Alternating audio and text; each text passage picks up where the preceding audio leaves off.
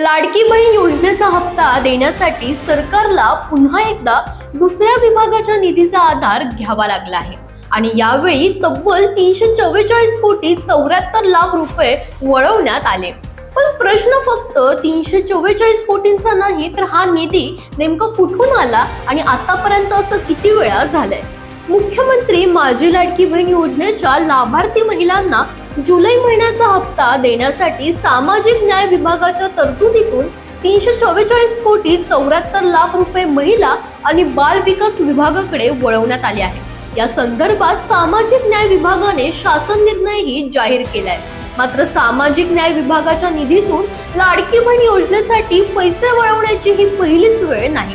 यापूर्वी फेब्रुवारी 2026 मध्ये जानेवारीच्या हप्त्यासाठी 98 कोटी 45 लाख रुपये वळवण्यात आले होते। त्याआधी जून 2025 मध्ये एप्रिल आणि मे महिन्याच्या हप्त्यांसाठी 410 कोटी रुपये देण्यात आले होते। त्यानंतर 2025 मध्ये जुलै आणि सप्टेंबरच्या हप्त्यांच्या वितरणासाठी सुमारे 410 कोटी रुपयांच्या तरतुदी वळवण्यात आल्या होत्या। त्यामुळे आता पुन्हा 344 कोटी 74 लाख रुपये वळवल्याने सामाजिक न्याय विभागाच्या निधीचा लाडकी बहीण योजनेसाठी वापर करण्याची ही चौथी वेळ असल्याचं सांगितलं जातंय। याच मुद्द्यामुळे आता सरकारच्या आर्थिक नियोजनावर प्रश्न उपस्थित होत आहेत, कारण सामाजिक न्याय विभागासाठी करण्यात आलेला निधी हा त्या विभागातील विविध योजनांसाठी असतो।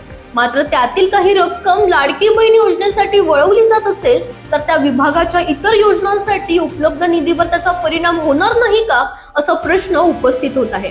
विशेष म्हणजे लाडकी बहीण योजनेचा आर्थिक भार मोठा असल्याने यापूर्वी आदिवासी विकास विभागासह इतर विभागांच्या तरतुदींमधूनही निधी वळवण्यात आल्याची चर्चा झाली आहे।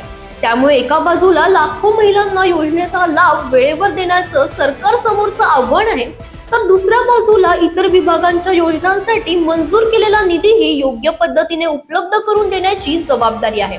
यामुळे आता सर्वांचं लक्ष एका प्रश्नाकडे आहे, लाडकी बहीण योजनेचा हप्ता देण्यासाठी इतर विभागांच्या निधीवर अवलंबून राहण्याची ही पद्धत पुढेही सुरू राहणार का, आणि जर वारंवार निधी वळवावा लागला तर त्याचा परिणाम सामाजिक न्याय आणि इतर महत्त्वाच्या विभागांच्या योजनांवर किती होणार। दरम्यान या निर्णयावरून विरोधकांकडून सरकारवर टीका होण्याची शक्यता आहे, कारण त्यांच्या मते विशिष्ट योजनांसाठी राखीव असलेला निधी वारंवार दुसऱ्या योजनेकडे वळवावा लागत असेल तर मूळ विभागाच्या योजनेचं आर्थिक नियोजन कसं होणार, हा प्रश्न महत्त्वाचा आहे।